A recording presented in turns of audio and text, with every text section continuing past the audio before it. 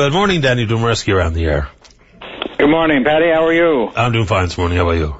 Oh, I'm doing great, thank you. I just came back here to the city there this week, and after working away at some fish projects that you and I discussed earlier, and certainly very happy to see the first commercial production of half-shell scallops in the main Brook plant, and I've now filed my formal application with DFA to seek the reopening of the Ramia plant, and looking forward to going down and meeting the people in Ramia and Grey River next week. Yeah, congratulations on that, Danny. There's opportunities there, and those who got the guts to go seize them, hopefully there's a return on it. But I think bravo on those two.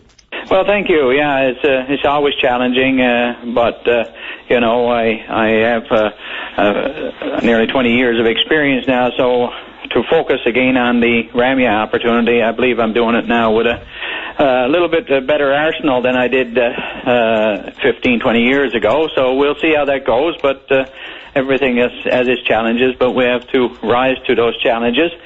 And certainly what I wanted to speak about this morning was just the work that I'm continuing to do, because people have asked me what's happening with the Public Utilities Board, their investigation into the power system and the 100-megawatt generator and all of the associated issues. So since I got back, certainly I've had boxes of paper to review, but I enjoy that, and I continue to learn. And I will be having more to say about the 100-megawatt generator application next week, because I'm just after getting responses from Hydro, and I'm reading them and meeting my legal advisor tomorrow to start to formulate a submission to the PUB on that issue. And there's a lot to be found out. And again, that's what I intend to do. But this morning I wanted to bring you and your listeners, up to speed about a recent development, and that is the agreement. The contract now has been reached between Hydro and Brook Pulp and Paper for the supply of emergency power for the next 3 winters, and they're now asking the Public Utilities Board to approve this agreement.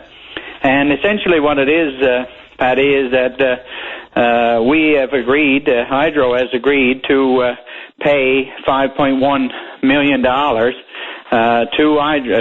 Brook Pulp and Paper over the next 3 winters for just having the capacity available. So they get $5.1 million whether we use the power or not. But in addition to that, they have agreed to pay 20 cents per kilowatt hour for any additional energy that's taken during this time of emergency.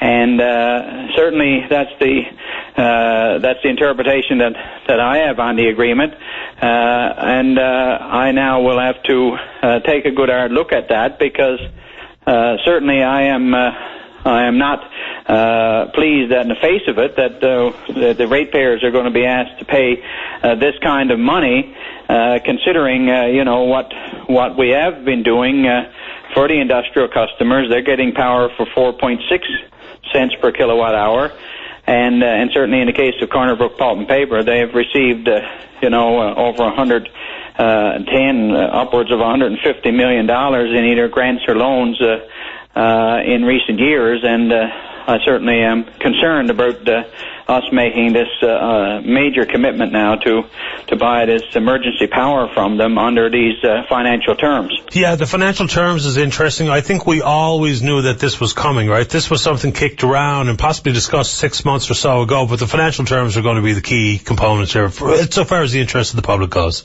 Yes, well, what's going to happen, see, is shortly, I was surprised that it hasn't been done yet, because Hydro gave notice in late August or earlier, I believe, when they withdrew the rate application that was before the board. they gave notice they would be coming back for a new rate application by the end of October. And one of the reasons was because of the cash that we had to put out to pay for power from Corner Brook Pulp and Paper this past winter. So, I'm looking to see what kind of rates they're going to be increasing for everybody because of this extra cost to the utility, and what that will mean going forward. Because at the same time that we have now signed this agreement, we have also committed $120 million to putting in a new generator. And obviously that's going to require up to 2% increase in everybody's bill as well. So, these are the kinds of numbers that I'm looking forward to seeing, because that's what matters to people sitting at home now, getting ready to meet the winter and the undoubtedly the lower temperatures and the increased cost of electricity is a major concern for tens of thousands of people in this province, and I certainly want to do whatever I can to propose ways to eliminate any increases, and I'm certainly going to review this agreement very carefully because it has those kinds of implications to your monthly bill. When are we going to know the specifics? Well, the application is now before the Public Utilities Board, and we have a chance to ask some questions, which I will, by the 7th of November, and we have to have the answers by the 13th of November. So based on the answers that I get to my questions, I will then certainly be making a decision on whether I will oppose it or not. But I don't like what I'm seeing so far.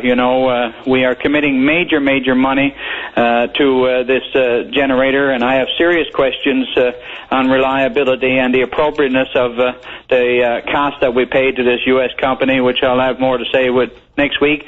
But, these are very serious issues, and I look forward to getting the documentation, getting the answers, so that we can take a position. But I wanted to bring this out, the fact that the agreement has been reached, and whether it's a good one or not now, we will wait and see. But anybody that has any concerns about it, certainly I'll be happy to hear from them. But I will expect to get some full and frank answers very soon. Well, when you know more, you're always welcome to call the show. Appreciate your time this morning. Thank you, Paddy. All the best. And good luck with your new projects at the fish plants. I think that's a great idea, and hopefully there's some profit associated with it. Well, I certainly hope so, and looking forward to lining up all the ducks and trying to access what programs we can to mitigate the obstacles and ensure success, because success means that fishermen will be able to sell more fish and plant workers get more work, and the company will continue to make a profit. And that's the beautiful circle. Appreciate your time. Stay in touch. Okay, Paddy. Thanks, Danny. Bye-bye. Bye-bye.